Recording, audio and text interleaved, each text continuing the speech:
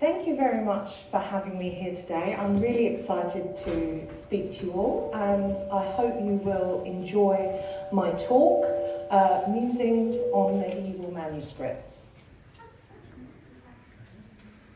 When you first picked up the programme of Tuesday talks offered by Cambridge Newcomers and visiting scholars and saw my paper advertised, you probably had some vague inkling of what I meant by medieval manuscript.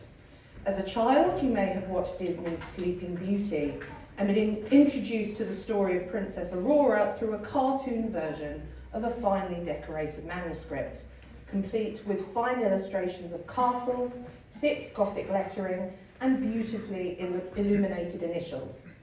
Equally, you may at some point have been a lover of fantasy shows like Charmed, Buffy, or Supernatural, in which records of magical spells and recipes for potions are kept in thick leather-bound volumes whose pages are made of parchment.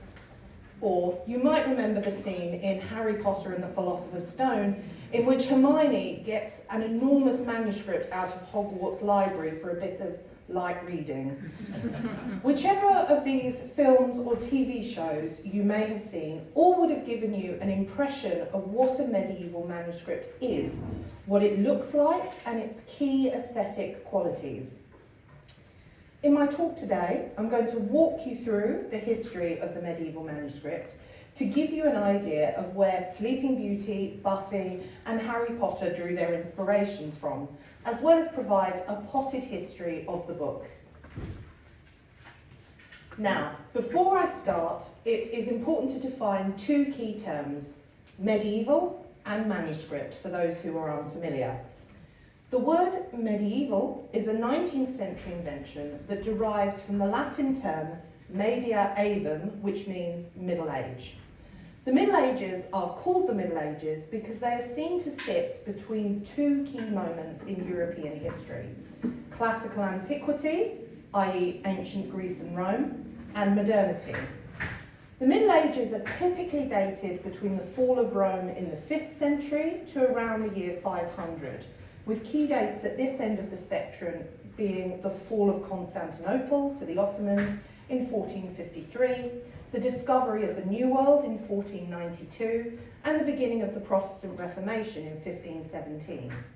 Manuscripts that are deemed medieval, therefore, can be from any point in this 1,000-year period, so can look and feel very different from one another. Indeed, the image you may have of a medieval manuscript, shaped no doubt by media like Sleeping Beauty, Harry Potter and Buffy, is likely late medieval, Western European, and probably contains the Gothic script that wasn't invented until the 12th century. Prepare for some manuscripts to look very different from what you were expecting then. With medieval defined, what about manuscripts? The word manuscript entered the English language in the 16th century from the Latin manuscriptus, which means written by hand. The word manuscript also entered most other European languages from the same root, although there are a few exceptions. German does have the word manuscript, but it also sometimes uses handschrift to describe the types of books that English would call manuscripts. At a basic level, handschrift, like manuscript, means written by hand. All manuscripts, therefore, are books that were written by a scribe with pen and ink.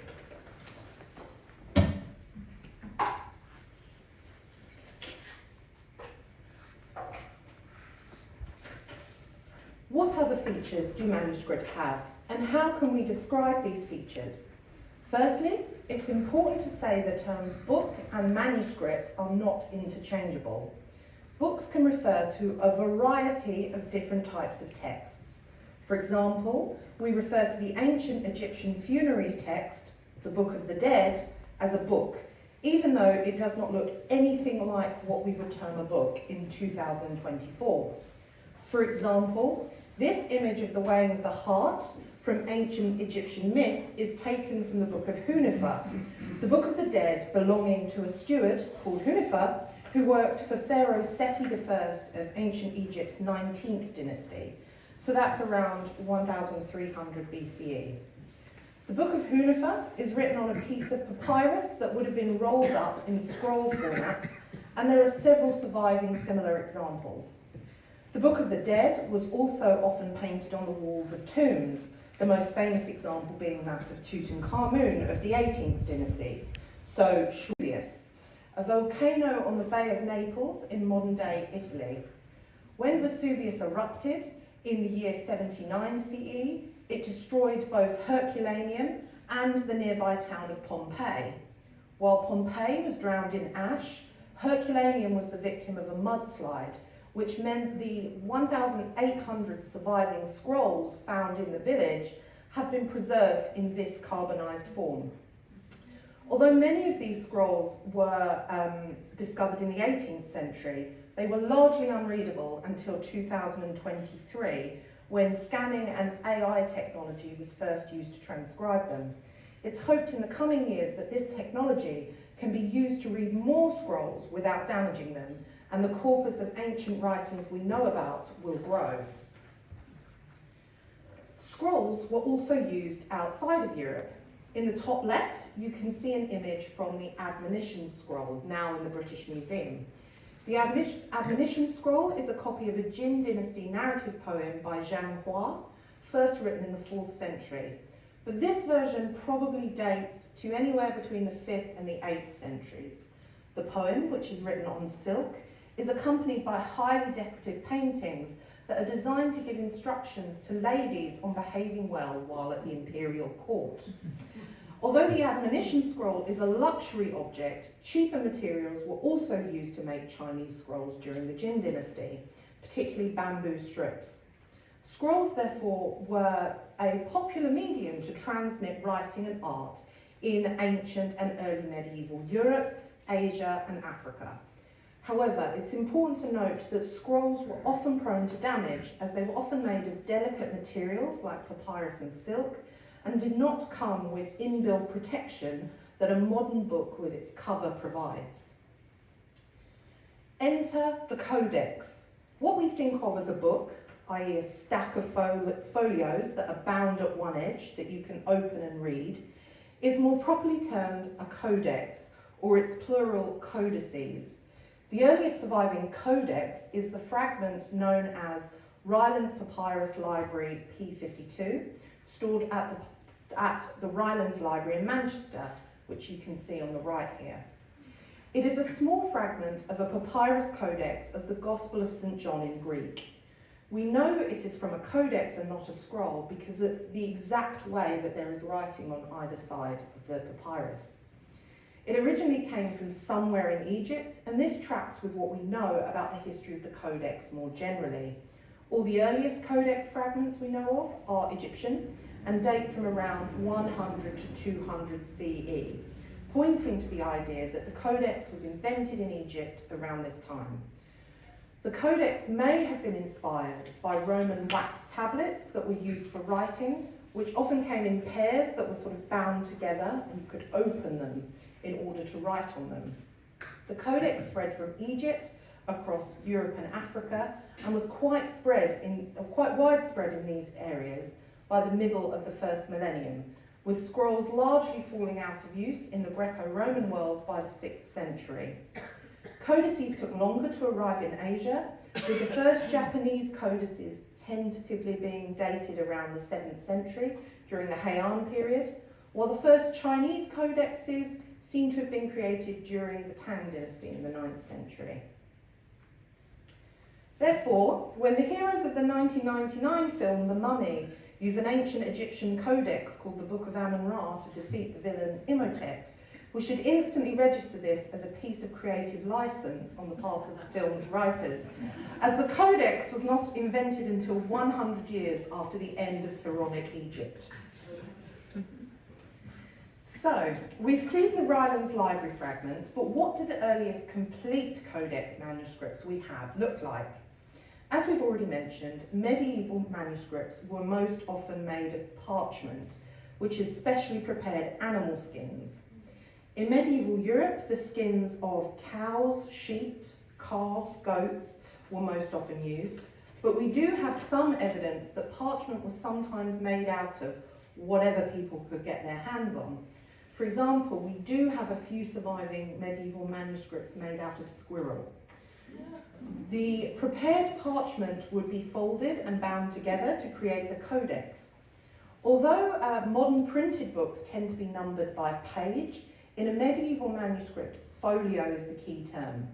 Each folio is a whole sheet of parchment which is designated a recto and a verso side, i.e. a front and a back. So a folio will be folio 1 recto, folio 1 verso, in what we would see as page 1, page 2. Some of the earliest surviving complete manuscripts we have are copies of the Bible in Greek, and in modern times they have been instrumental in creating critical editions of the book and tracing the early history of Christianity. The most famous of these manuscripts is the Codex Vaticanus, which you can see on the left, a 4th century manuscript that has been in the Vatican Library since at least 1475. It is unknown where it was before that, and scholars are still debating whether it was originally written in Rome or Alexandria. Its value as one of the oldest copies of the Bible was first noted by the Dutch humanist Erasmus in the 16th century, and it has been well known since then. The Codex Vaticanus maintained its reputation as the best early copy of the Bible until the 17th century, when a rival known as the Codex Alexandrinus came on the scene. The Codex Alexandrinus, which you can see in the middle, is a 5th century manuscript and is now stored in the British Library. It first came to Britain in 1627 when it was gifted to King Charles I by the Greek prelate Cyril Lucaris, who had originally retrieved it from Constantinople. From notes in Arabic in the margins of the manuscript, we also know that the Codex Alexandrinus was probably in Alexandria at some point in the 13th century. The final complete early Bible manuscript we have is the Codex Sinaiticus, another 4th century copy, which you can see on the right. This manuscript, also now in the British Library, was housed in St. Catherine's Monastery in the Sinai Peninsula, Egypt, before it was brought to the world's attention by the German biblical scholar Constantine von Tischendorf in 1844. Like the other copies, it's not certain where the book originated, but a probable guess is in the early Christian community at Caesarea in modern-day Syria. All 3 manuscripts have been of intense interest to not only scholars of the Bible, but also those interested in the history of the book. The codices of Vaticanus, Alexandrinus, and Sinaiticus tell us a lot about the people that were supporting the creation of these manuscripts during the early medieval period. Primarily, manuscripts were being created by religious communities, often monasteries, interested in recording religious texts and histories. The early creators of manuscripts were therefore often monastic or clerical. It's also true that This is also true of non-Greek manuscripts that were created in the centuries immediately after the fall of Rome. A prime example of this is the St. Augustine Gospels, which is the oldest book in Cambridge. The St. Augustine Gospels are an illuminated gospel book that was created in Italy at either Rome or Monte Cassino, a monastery 100 miles west of Rome, during the 6th century. It arrived in England shortly after its creation, possibly travelling with St. Augustine as part of the mission to convert the English to Christianity in 597, or a few years earlier in 601, as one of the books sent to Augustine by Pope Gregory the Great to aid in converting the Anglo-Saxons. For over 900 years, the manuscript was kept at the Library of Christ Church, Canterbury, the community of Benedictine monks attached to Canterbury Cathedral, until the dissolution of the monasteries in 1540 under Henry VIII. Then the Christ Church Library was scattered, and the manuscript came into the possession of Matthew Parker, later to be Elizabeth I, Archbishop of Canterbury, at her accession to the English throne in 1558. On his death, in 1575, he donated it to the Parker Library at Corpus Christi, where it has remained ever since. It has traditionally been used as part of the ceremony to anoint new Archbishops of Canterbury, and in May 2023, it was used as part of the coronation of King Charles III. In this picture, you can see the book being processed past Queen Camilla, Prince William, and Princess Charlotte. As you may have noticed, the St. Augustine Gospels are much more lavishly decorated than the codices Vaticanus, Alexandrinus, and Sinaiticus. This is because from the 5th century onwards, manuscripts which included painted illustrations started to appear. These manuscripts are called illuminated manuscripts and are named after the illustrations known as illuminations contained within. The name illumination comes from the Latin verb illuminare, which means to light up.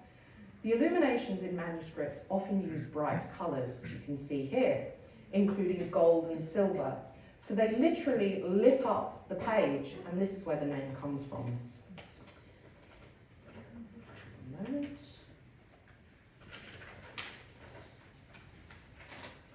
The earliest illuminated manuscripts come from Italy in the 5th century, but the art style really started to take off in Britain and Ireland between the 6th and 9th centuries.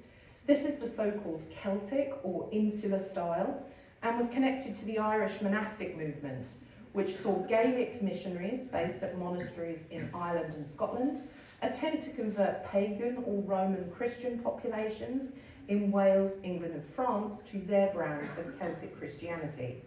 The intricate, highly stylized illuminations that typify the insular style are best represented by the 9th century Book of Kells or the 8th century Lindisfarne Gospels, seen here.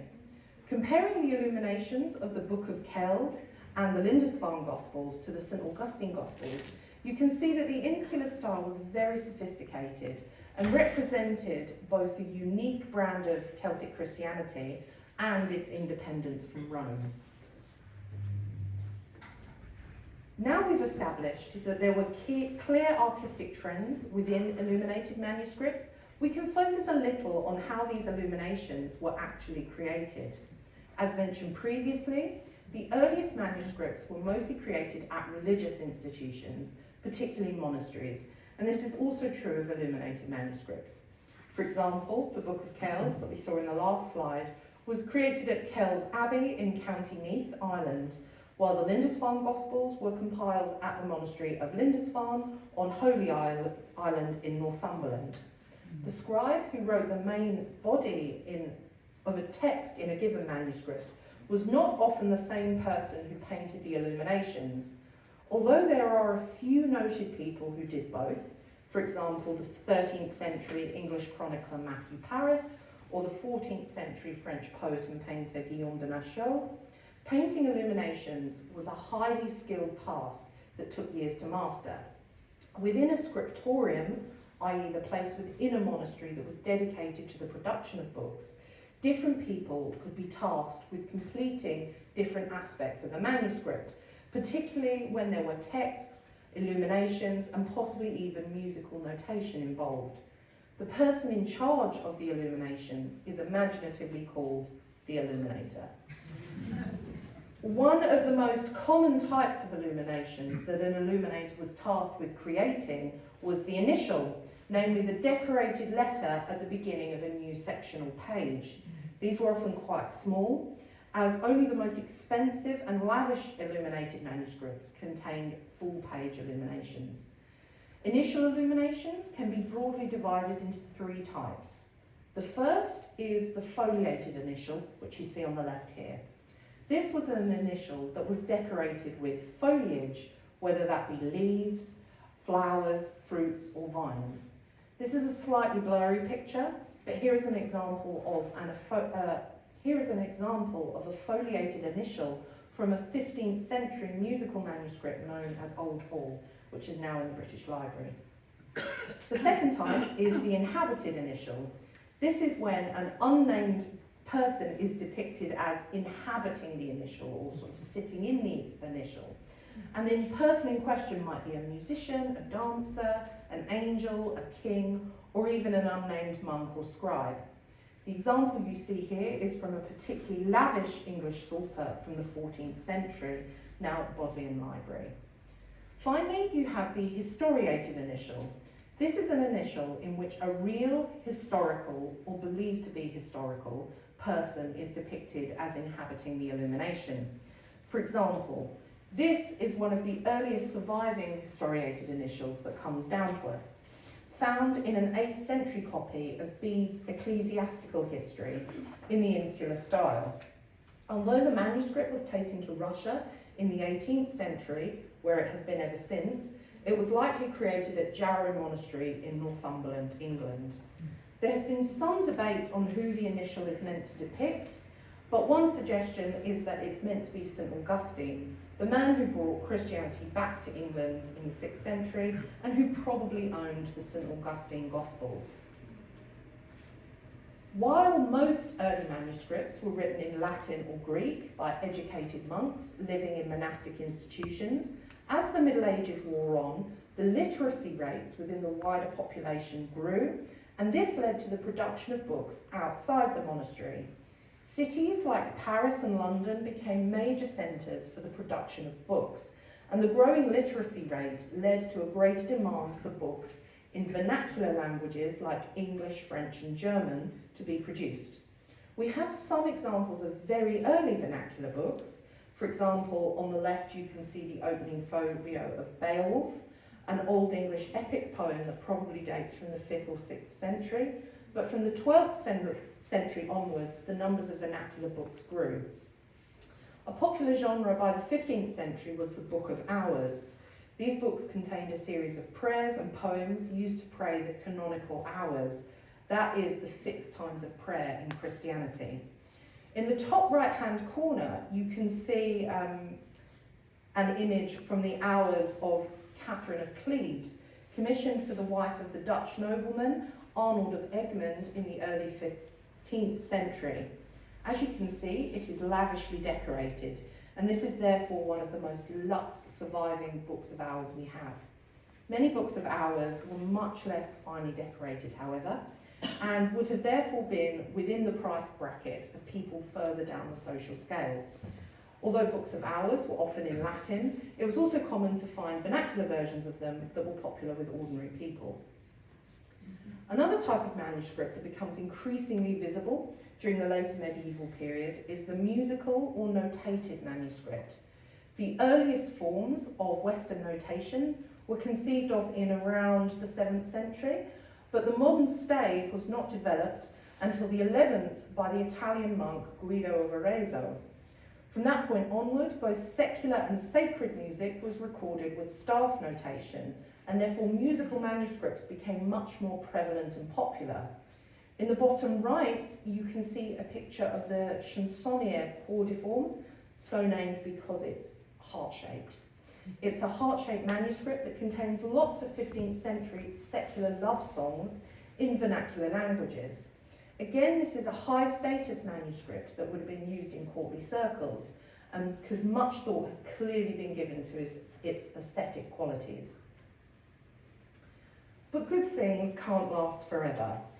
The era of the medieval manuscript began to draw to an end in the mid-15th century with the invention of the movable type printing press by Johannes Gutenberg around 1450. Woodblock printing had been used in Asia since the 8th century, but it was never really a widespread practice, mostly because the vast numbers of characters in the Chinese script made it a little impractical.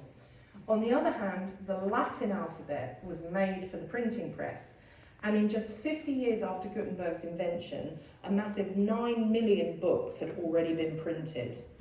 These earliest printed books are all often called, wait for it because I struggle to pronounce this word, incunabula, which comes from the Latin word for cradle. And the earliest incunabula were often designed to look like handwritten manuscripts. For example, this rather blurry picture here is of a Froben Bible, printed in 1491, And you can see everything from the script to the illuminations to the layout is meant to imitate the manuscript. While printing made books more accessible to a wider audience, what was actually being printed became more politically contentious with the dawn of the Protestant Reformation in the early 16th century. In areas that became Protestant, for example, England, Scotland, Wales, Scandinavia, parts of the Baltics, northern Germany, and what is now the Netherlands, medieval manuscripts containing Catholic texts were often destroyed or altered to make them more palatable to Protestant audiences. An example of this is the mass erasure of St. Thomas of Canterbury in English books in 1538 on the orders of King Henry VIII. People responded to Henry's instruction in different ways, and these micro decisions have greatly shaped the manuscripts that come down to us. At the one end of the scale, there are manuscripts such as the 13th century Psalter, that's a book of Psalms, now at Cambridge University Library, that, whilst being in England during the 16th century, retains Becket's name. Did this book belong to a person who objected to Henry's enforced iconoclasm? And then there is a 16th century Book of Hours used by Henry VIII himself, which is a commemoration, in which a commemoration for Becket remains. As it was in use by Henry during his courtship of Anne Boleyn, this is perhaps a case of a book whose incendiary contents have been forgotten or ignored by its owners. There are also manuscripts that show evidence of readers who obeyed the letter of the law but did not engage in aggressive iconoclasm. One musical example in the British Library has each incident of the word Thomas carefully scraped out, while the rest of the text has been left perfectly intact, meaning it would have been completely usable had singers later decided they wished to revive the practice. Similar approaches that aimed at preserving as much as possible are found in an early 15th century Sarum Missal, now in the Beinecke Library at Yale, or the Ranworth Antiphona, which both contain really light crossings out that are almost insubstantial. More intense erasure is found in the burnt breviary from Canterbury Cathedral, so named because it got burnt in a fire in the 18th century, as the folios bearing the music for Becket's feast day have been entirely cut out. Yet the most violent defacing of a Becket's text is to be found in a Sarum Missal from the 15th century, now in Cambridge University Library, where the Mass for St. Thomas has been erased with red dye, and this is what you see here. I have always thought this looks a little like the manuscript is bleeding, and this is very much a fitting metaphor for the manuscripts that survive today. Many of them are damaged or incomplete and only represent a fraction of what once would have been a thriving manuscript culture. To modernise, the medieval manuscript represents many things. It's a vehicle for information about a certain period or time. It is a receptacle of knowledge. It is an aesthetic statement or an art piece, and the most luxurious manuscripts can often go for thousands of pounds in auction. They can be used to trace histories of important texts like the Bible, as well as follow artistic trends like the Celtic or Insular styles. If they are damaged or altered in some way, they can also tell us how past societies reacted to written texts and how self-censorship often manifested. Whatever the medieval manuscript is to you, I hope this whistle-stop tour has given you some insight into the history of both the manuscript and the book, and I hope you've enjoyed my talk. Thank you very much for listening.